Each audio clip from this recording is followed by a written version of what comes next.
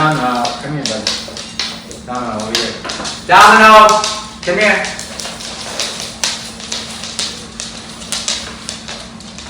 Domino, come here, buddy. Thank you very much. Are you is everything good? Good.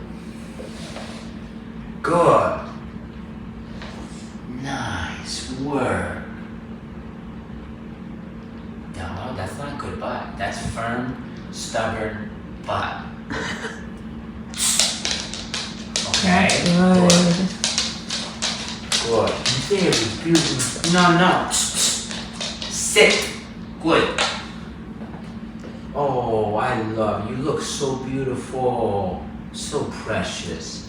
What a beautiful young man. When he's listening, he's so cute. I know. You got the soft little eyes. Break. Yay, Domino! Oh, you did that. I recalled him when he ran away because the environment got a little scary for him because Riggins starts playing. Riggins is a bigger dog. Riggins. Yay! See, I want to be the safe spot instead of him looking for a place to go hide, and then I'll keep the dogs away from you. Yes, wow, honey, baby, what a sweet boy. What a good doggy you are. You sit.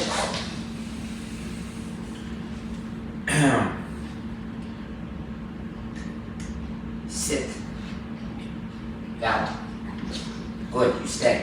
It's very beautiful. Oh my gosh. You're a good boy. I've discovered that this dog is smart. Good boy. And sweet. And sweet. He's smart, but he doesn't, like the stubbornness is, he doesn't want to be told what to do. Okay, a lot of dogs are like that, and he is like that. He also probably isn't really paying attention to learn the lesson. Good, but if we got him paying attention, he's still stubborn, but he is smart. So that means he learns it fast, but it doesn't mean he's going to give it to you. He only gives it to you by learning that there's no other way. That's how they all learn, though. Good. Stay. No. Sit. That's okay. He's looking wonderful. Good. All of this is looking wonderful. Especially. He feels the stim. He looks at me and says, what do I do? I don't know what to do. And that's all I'm saying. That's what I like. I like that you're saying, what do I do? That's what I like. I don't care about the sit. The sit's great. We're learning that. But I care that you actually look at me and you listen. That's what I'm really happy about. Good boy. And that's what I'm telling him. That's what I'm driving home to him every day. Is that's what I like. I like that mentality. I like that dynamic between us. That's my favorite thing. When you look at me and say, what do you want? And then you try to please me. Sit. Trying other things other than sit. Pressure's on. Good. If he starts giving me an attitude, my pressure will go higher. I'll get firmer like this because that butt's firm. So my pressure up here is a little firmer. And just touching his butt a couple days ago would cause a bite attempt. I had a little bit of a connection issue because I loosened it while we were hanging out. This is great. Yeah, no, this is what he needs. This is what he needs. It's very basic stuff here. But he's learning how to take direction. He's learning the mechanics of the e-collar and how to turn it off. He's actually learning that he's in control of turning it off and turning it on. That's what he's learning right now. He sits. And he learns, well, when I'm ready to turn it off, I'll put my butt on the ground. Right? That's me giving him the answer. Sit. Active we ignoring. already know he knows what I'm Active ignoring. Yeah. He feels that stim. He says, well, it's not aversive enough for me to want to listen to it.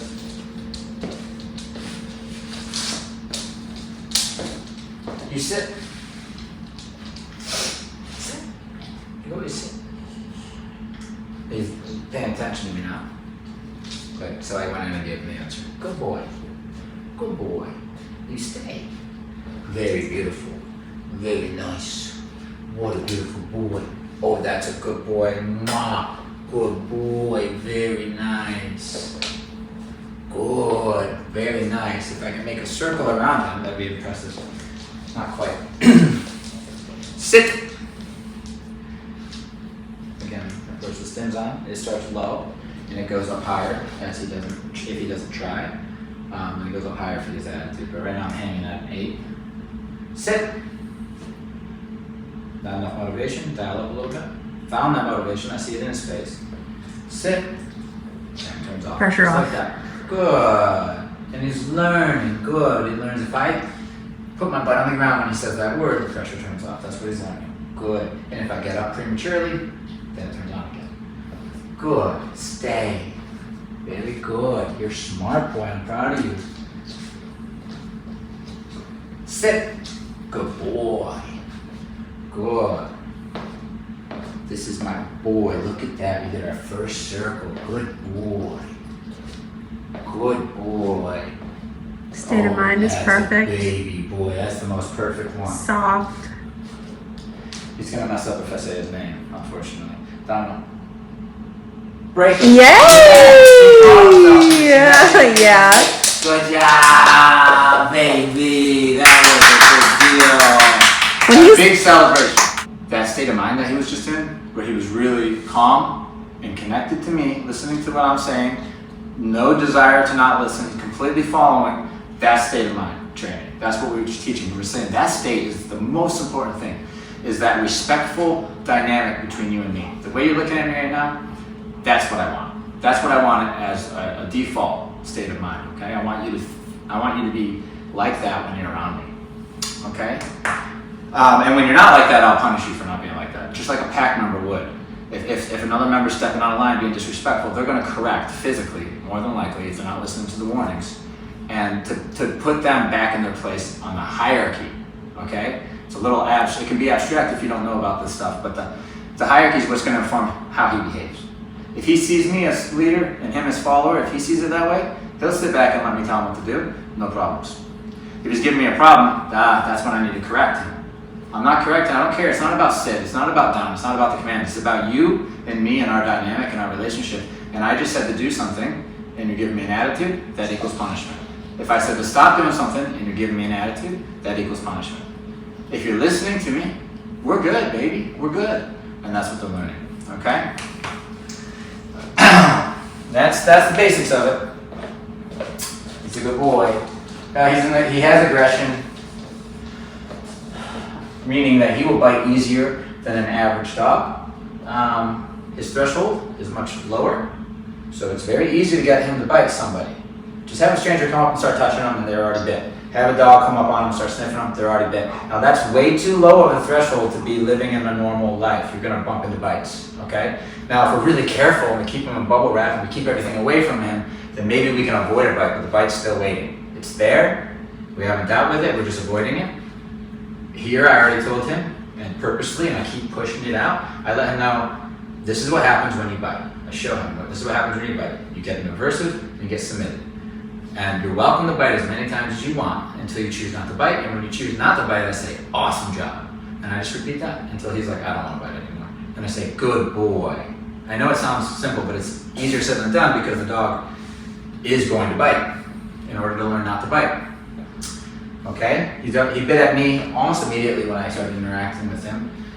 He bit at every one of my dogs, almost immediately when they started interacting. So all it is, they entered his personal space, and they started sniffing at him, and he's attacking them, okay? What I did, same thing. I came behind him as a stranger. I went like this, he attacked me, okay? So, that's not okay. That is not, and I know like it's natural in the natural world, out there in the wilderness, sure. But if you're gonna live in our living room, we gotta get that gone.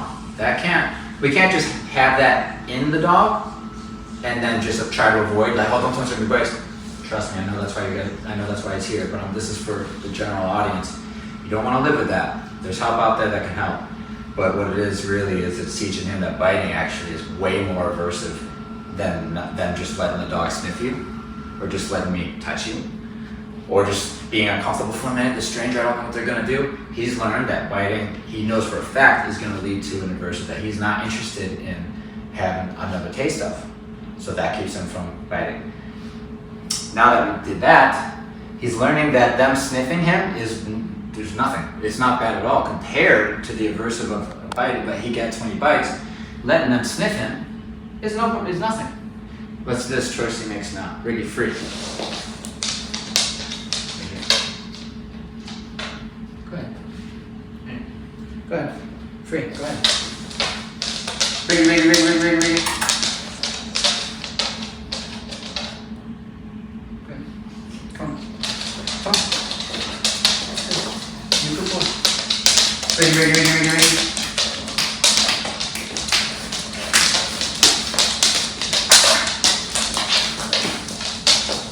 Riggy.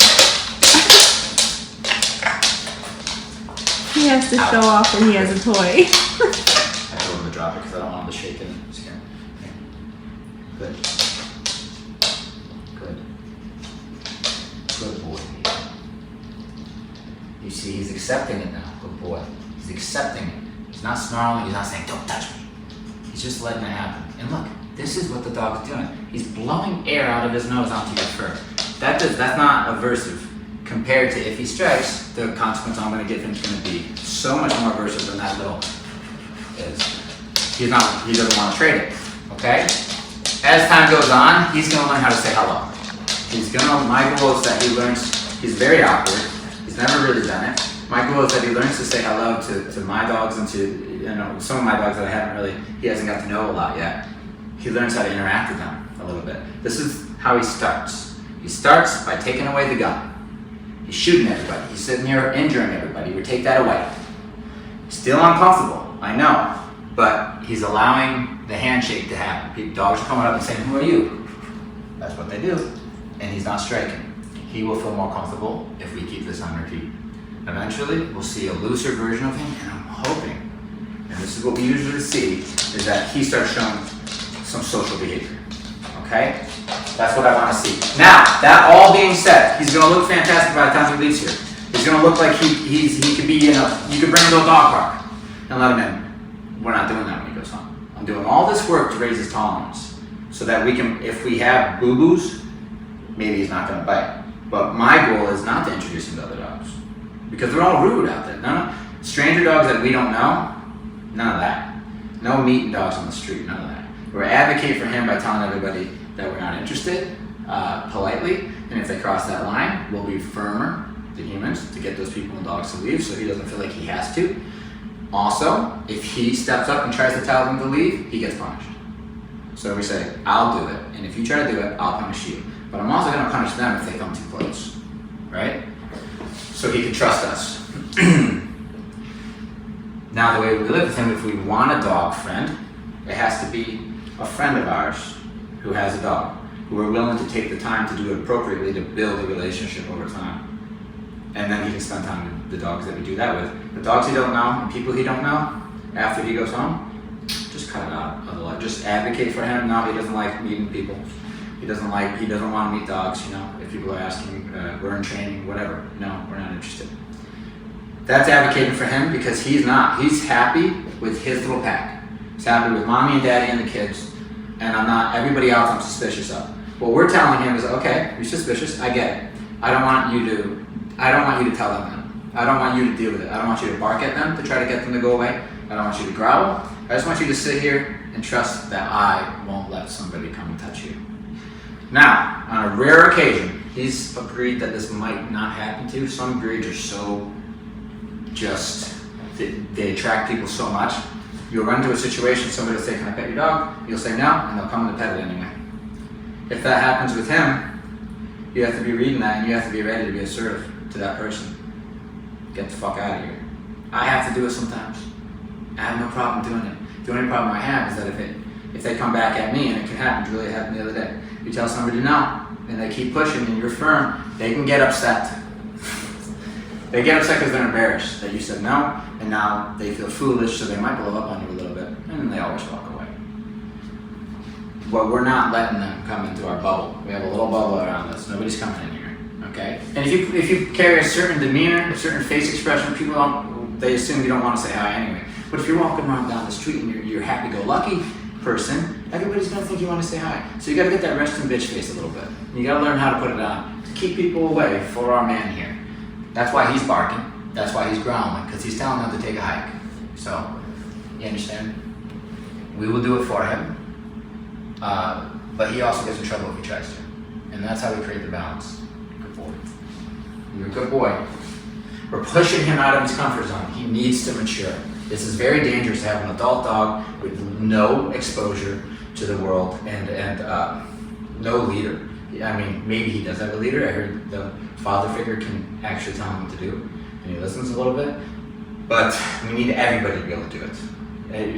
Everybody who owns him should be able to control him if they're going to be interacting with him. without supervision from the leader, they need to go to control him, okay?